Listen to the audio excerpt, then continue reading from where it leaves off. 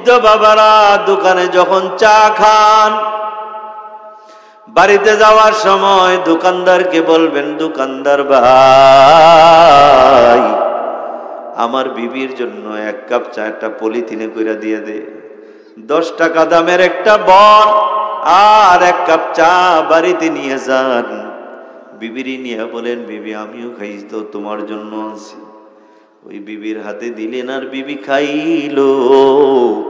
নবীর কথা অনুযায়ী এই 20 টাকা খরচ করার বিনিময়ে সারা দুনিয়াতে যত মানুষ আছে তাদেরকে মেহমানদারি করানোর সমান সওয়াব দেওয়া হবে।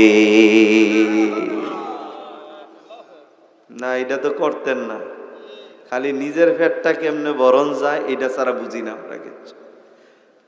কিছু কিছু মানুষ আছে দোকানে গিয়া বয়, খালি আমার এনে চা খাওয়া।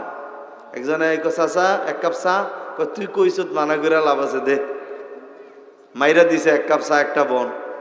একটু পরে আরেকজন যেটা খাইবানি 1 কাপ চা, একটু আগে খাইছিলাম, তুই যদি হাতস তাহলে দে খাই।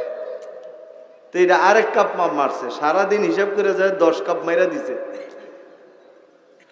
আরেকজনে ঝালমুড়ি খাওয়াইছে, মুহের দূর লাইগা রইছে, ঘরে গেছে পরে বউ জিগা কিও মুহেটে কি লাইগা রয়েছে, কই ঝালমুড়ি খাইছি চা খাইছি।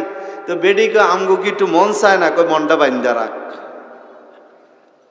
কি আসিনি এমন বেড়া মাই, কই মনটা বাইন্দা রাখ, আমারে মানুষে খাওয়ায় তোর লেগা করতে আনু। এই পুরুষগুলো হইল বখিল আর খবিস।